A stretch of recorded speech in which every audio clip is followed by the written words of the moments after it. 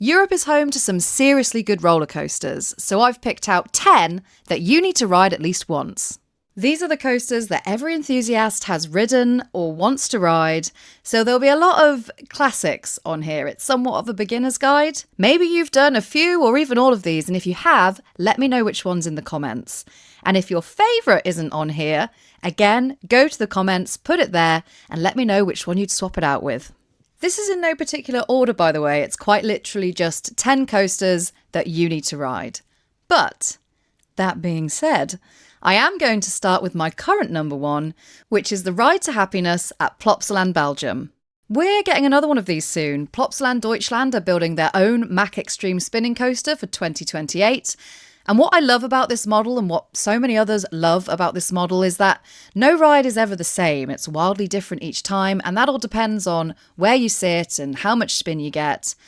And a ride on this thing is just mad. Honestly, it can be pretty intense, a little disorientating, but for a ride that spins, I don't find it nauseating. Even though they are literally free spinning cars, you don't spin totally out of control like on, say, a waltzer at a fun fair. But if you sit at the back, most of the time the ride is going to be a bit wilder than, say, in the middle or even at the front. I also just love the way it looks. I like the dreamy steampunk aesthetic. It's kind of like gears and machinery mixed with flowers and butterflies, then lots of vibrant colours and glowing trains. Not to mention, you're less likely to queue for this ride than to walk straight on it. It always seems to be more or less a walk on, even at weekends. I don't think I've queued for longer than 20 minutes for it. I mean, it can happen, but I think you have to be unlucky. And even when it is more or less a walk-on, they'll often keep more than one train going all the same. It's also located in a park that's largely aimed at families and young children. And if you're not in that demographic, don't let that put you off. I'm not. And I've never had a bad day at Plopsaland, Belgium. It's actually one of my favourite theme parks in Europe. Not too far away from the Ride to Happiness, we have Toutatis at Parc Asterix in France. About an hour's drive from Paris, and it's something like just under 3 hours from Plopsaland, Belgium. So really not too far if you have a car. I have combined trips to both of them before. And Toutatis stands out for its powerful multi-launch sequence. There's 2 launch sections, but you go over the second one multiple times, forwards and backwards, and they just get more and more intense as the ride goes on. I also think Toutatis has flawless pacing, really, gradually introducing different elements from the backwards launch up a spike to the rollback, and then a number of inversions, including a pretty neat zero-G stall. Now you'll notice I'm showing a POV from a night ride, and that's because Toutatis is, in my opinion, a really good night ride. It's got this awesome blue and green swirling lighting to go along with the launches. There's not so much going on after you clear the top hat, but the whole area that Toutatis is in is really well themed too. The station is inside a mound of grass, for example, and again, at night the area is all lit up, and it's just a really nice place to be. Sticking with the Intermin LSM launch now, and next up, it's Taron at Phantasialand in Cologne in Germany. The gold standard for theming this one, there isn't even the tiniest bit of it that's not themed. You're fully immersed and literally weaving through rooftops, buildings, a giant canyon. So lots of near misses on this ride, and it's set in a kind of mythical Norse village with a ram's head on the front of the train. Really cool. But is it scary? It's certainly thrilling. This is what's great about Taron, actually, because if you don't like going upside down or you don't like heights, then it's perfect, really, because it doesn't have a lot of that. The launches are punchy though, the second one in particular, but they're not the strongest in the world. You don't get that gut punch feeling like you do on a hydraulic launch like Stealth at Thorpe Park. That being said, Taron gets noticeably more intense as the day goes on. In the evening, it's just crazy. So this one does warm up quite a bit. And it's just really fun. I absolutely love Taron, and it has a long ride duration as well. I still haven't got a handle on its layout despite riding it a hell of a lot. Now for the first and only RMC to make it onto this list, and it's Zadra at Energylandia in Zator in Poland. What can I say? Everyone loves this one. It's relentless from start to finish, it has snappy transitions, it's packed with ejector airtime, and has an outstanding first drop.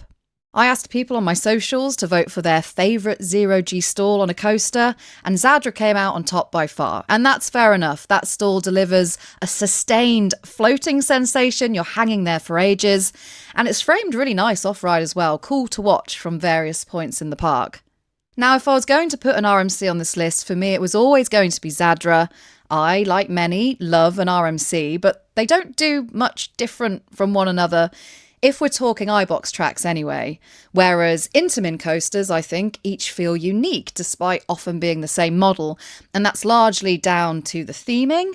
But that's why there's more of them on this list than RMCs, and of course, we only have 4 RMCs on the continent anyway. Moving on now to a coaster that is so close to my heart, and even though bigger, more progressive rides have come along since, I can't stop loving this one. It's Shambhala at Portaventura World in Salou in Spain. So this is number 5 on the list, I think. And in my opinion, it's the best in its class. It's a B&M hypercoaster. For me, it's also the most interesting. The seats, for a start, are arranged in a V shape, so you have 2 next to each other in the middle, and then 2 outer seats that are like wing seats, and they're spaced really far apart from one another and slightly back from the 2 middle ones. And these wing seats are by far the best seats in the house. You can spread your arms right out. You're not going to get your ride buddy's hand in your face. You just feel very exposed and very free.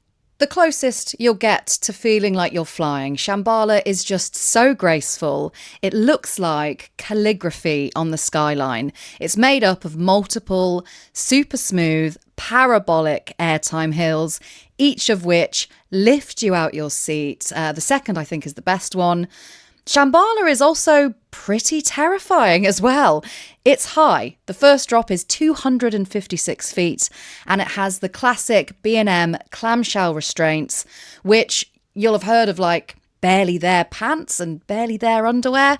Well, these are like barely there restraints. Some people do complain about feeling stapled in by these restraints, but when I ride Shambhala with other people, or any B&M hypercoaster with the clamshell restraints, it's often the restraints teamed with the height that spooks them. You just feel like you could fall out. But of course you won't.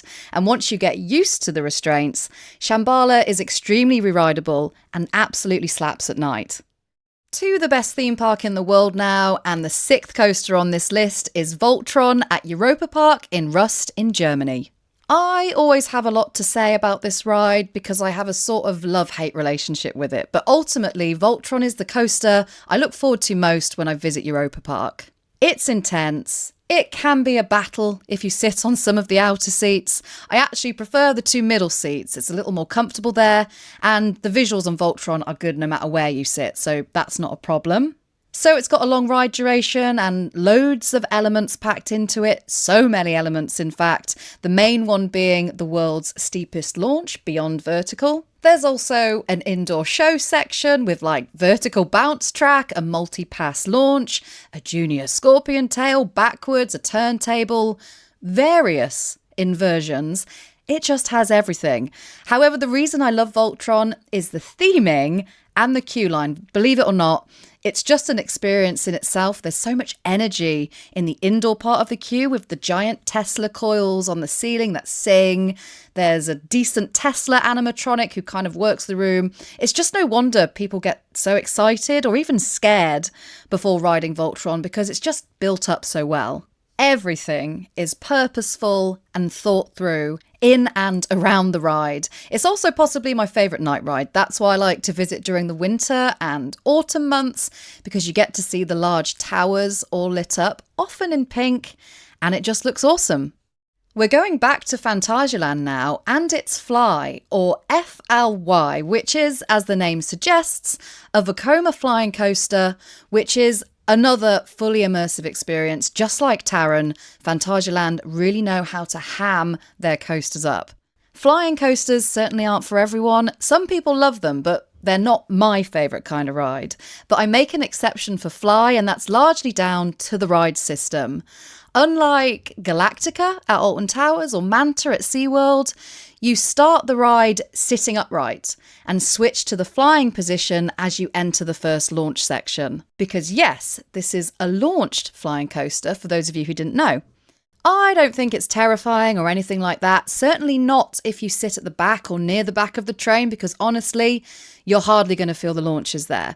But this ride is something very unique, and what makes it so special is its long, winding layout. That's when you're physically riding it and when you're watching it off-ride. It is literally whizzing around above your head from the moment you enter Europa-Park, which is the land Fly is located in. It appears, then it disappears into some buildings and pops up again at the other side of the area. And Europa-Park itself is an intricately designed land. It's steampunk again, but more industrial than like the Ride to Happiness. Lots of deep reds and bronze colours. It's so detailed, there's even like steam coming out from the vents in the floor underneath your feet. You could spend hours just wandering around this area, watching the ride, and still have a good time. On to the 8th coaster on this list now, and it's Conda at Wallaby, Belgium. Smooth. This thing is so smooth. I don't know how it's so smooth. It's not the tallest Intamin mega coaster out there. Actually, on paper, it's quite short, just over 160 foot tall. But it doesn't feel like it when you're going up the lift hill. And it still has an intense first drop, then into a really nice airtime hill. I also love the ending because there's a low to the ground section where you enter a series of little bunny hills. And each of them throw you out your seat. They're really, really fun. And all of this is helped by those Intamin over-the-shoulder lap bars, which are really unimposing. You feel free in these restraints. I think they're my favourite kind of restraints. As a matter of fact, all the coasters on this list, aside from Fly, I think actually have lap bars. And to Spain again now, but far from Catalonia this time, we're in central Spain where it gets very, very hot for Batman Gotham City Escape at Park Warner Madrid. I completely get why so many people rank this as their number one coaster, particularly in Europe. It's not mine, but I get it. It looks great. The black track is very striking, towering, and it's a spectacle as you walk up the sort of main drag from the entrance towards this thing. Particularly with the good ops on Gotham City Escape, the trains are always coming over the top hat and sort of interacting with the shot towers behind it. Looks aside, it's just a good ride. Smooth, intense launches, and lots of elements packed in there.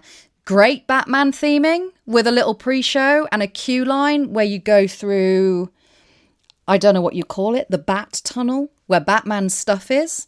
Anyway, for those of you who like ejector airtime, Batman Gotham City Escape has tons of it. It also has one of my favourite zero-G stalls. It's sustained, and a lot like Velocicoaster, it just whizzes over a busy pedestrianised area, which is fun to watch off-ride as well. And finally, we're back in Poland now for the last coaster on this list, and it can only be one. I am, of course, talking about Hyperion at Energylandia, an absolute titan. I don't mean to sound rude, but it's so big. Many parts of me enjoys Hyperion over Zadra. Some of you will have worked out I'm a big Intamin fan, and this massive mega coaster is one of their best. It has a face-melting first drop into a tunnel that looks a bit like a tiny letterbox from 269 feet, which is then followed by just non-stop speed. You can understand it on an LSM launch coaster, but with no launches here, this thing feels really powerful. And just like Conda, it has a nippy low to the ground section near the end of the ride to burn off some of that remaining energy, which it doesn't manage to do actually, because you still frap it into the brake run at the end. The only downside is you have to wear the little goggles if you're sitting on the front. There we have it then. Those are the 10 roller coasters I recommend you prioritise riding here in Europe. I didn't put any from the UK on here, but that's not to say we don't have some good ones. I'm lucky enough to live bang in the middle of two of the best, kind of most popular theme parks we have here, and I'm gonna sneak them in now. So take these as honourable mentions. You can hit the Smiler and Nemesis at the same park. Both of these are at Alton Towers. The Smiler is a record breaker with a lot of coaster squeezed into a pretty small area. It's really impressive. And Nemesis, or should I say Nemesis Reborn, is just a classic, or at least an updated classic. The original Nemesis would have probably made it onto this list, if not just for how iconic it is. Meanwhile, there's Hyperia at Thorpe Park. It's a little on the short side and it has developed a bit of a rattle lately, but its massive stalled dive loop and first drop still make it one of the best, if not the best, coasters we currently have here in the UK. So if you still haven't ridden it, it's definitely worth a trip. I doubt you'd be disappointed. Obviously, there are plenty of incredible coasters elsewhere. You know, this is far from an exhaustive list. But if you are planning a theme park trip around Europe, these are the rides I definitely put on your radar. Let me know which coaster you think I've missed, and I'll see you in the next one.